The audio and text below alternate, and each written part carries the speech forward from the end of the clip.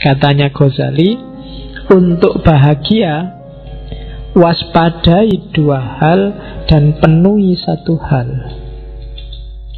Waspadai syahwat dan amarahmu, dan carilah bekal ilmu. Untuk ngerti semua tadi, untuk bisa kamu muhasabah secara pas dan sesuai, satu-satunya jalan adalah ilmu. Kamu ngerti yang sedang main ini binatang apa malaikat, harus ngerti ilmu. Kalau enggak, ya kamu enggak bisa muhasabah dengan baik. Jalan untuk bahagia itu ya ilmu. Dengan ilmu, orang bisa melakukan kebaikan. Setelah dia melakukan kebaikan, pasti bahagia. Kalau di Ghazali kan dibalik. Karena kalau orang awam, ujuk-ujuk disuruh pakai ilmu, mesti males. Wah, kok ilmu belajar ya, baca buku ya, mana males duluan. Tapi diawali dari, kamu pengen hidup enak enggak? Ya pengen. Kalau pengen hidup enak, ya kontrol dong nafsumu, amarahmu, nanti kamu bisa bahagia. Caranya gimana? Ya ilmu. Jadi ilmunya di belakang. Kalau orang awam lebih enak ditawari manfaatnya dulu. Kalau ditawari ilmu di depan sudah males.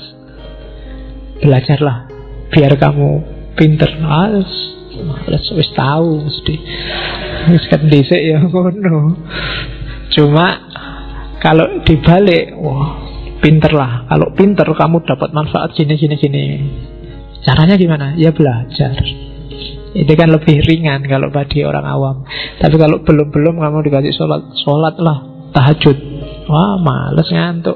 Tapi kalau diawali dari, kalau kamu pingin dapat rezeki lancar, istri cantik, apa? Sholatlah, tahajud lah itu. Kalau ngerti embel-embelnya di depan, mesti agak semangat di belakang. Nah, ini logika awam. Dan Ghazali paham betul ini. Cara dia memainkan cara berpikirnya orang awam. Oke, jadi jalan kebahagiaan yang sejati, katanya Ghazali, ya, kuasai amarah dan syahwat. Jalannya pakai kekuasaan ilmu. Dan puncaknya ilmu itu ma'rifatullah, kenal Allah. Kalau sudah ilmunya sudah nyampe ma'rifatullah, semua pasti akan tertib. Kamu akan menemukan kebahagiaan sejati. Ma'rifatullah itu dicapai tidak semata-mata dengan baca buku atau belajar teorinya. Beda sama ilmu yang lain. Tapi ma'rifatullah itu ketemunya harus dengan laku. Tidak bisa kamu ngerti teori jujur, tapi kamu harus benar-benar jujur. Nggak bisa kamu hanya ngerti teori berbakti pada orang tua, tapi kamu harus berbakti benar pada orang tua. Ma'rifatullah ilmu yang jenis itu. Jadi akan kamu peroleh sendiri kalau kamu dekat sama Allah. Jadi, dan untuk dekat sama Allah harus ada laku tertentu. Dan kalau orang yang sudah makrifat itu biasanya otomatis urusan yang lain semuanya beres. Sebelum semua urusan beres, orang tidak akan nyampe makrifat. Nah, itu jalan kebahagiaan. Jadi kuasai amarah, kuasai syahwat lewat ilmu. Harusnya semakin pinter orang, semakin berkualitas hidupnya, dan semakin dia merasa bahagia. Kalau kamu merasa semakin pinter, wawasanmu semakin banyak, kok hidupmu semakin sumpek, ada yang salah dengan prosedurmu cari ilmu.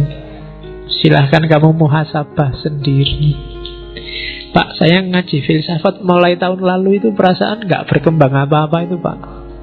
Ya coba dicek lagi deh. Jangan-jangan ada yang salah. Jangan-jangan yang kamu incar dari ngaji ini bukan ilmunya, kopinya mungkin. Iya. Jangan-jangan cuma nyari kopi gratis. Jangan-jangan daripada nganggur. Jangan-jangan, banyak jangan-jangannya makanya. Maka dicek lagi. Terus, ini saya ambil yang bahasa Inggris, terjemahannya. Cara untuk menguasai amarah dan nafsu tadi. Kalimatnya Ghazali bagus. Ya, katanya Ghazali, declare your jihad on certain enemies you cannot see. Katanya Ghazali, deklarasikanlah jihad terhadap 13 musuhmu yang tidak terlihat. Egoisme, arogan, conceit, egoisme, sombong, angkuh, selfishness, merasa benar sendiri, merasa bagus sendiri, merasa menang sendiri, greed, tamak, lust, tamak, intolerance, anger, marah, bohong, cheating juga bohong, gossiping, supposing gossip, slandering. Dan 13 itu, if you can master and destroy them, kalau kamu bisa menguasai dan menaklukkan 13 musuh itu, then will be ready to fight the enemy you can see. Maka kamu akan siap mengalahkan semua musuh yang terlihat. Kalahkan 13 yang tidak terlihat itu. Kalau kamu sudah sukses mengalahkan itu, maka semua musuh yang terlihat akan mudah dikalahkan.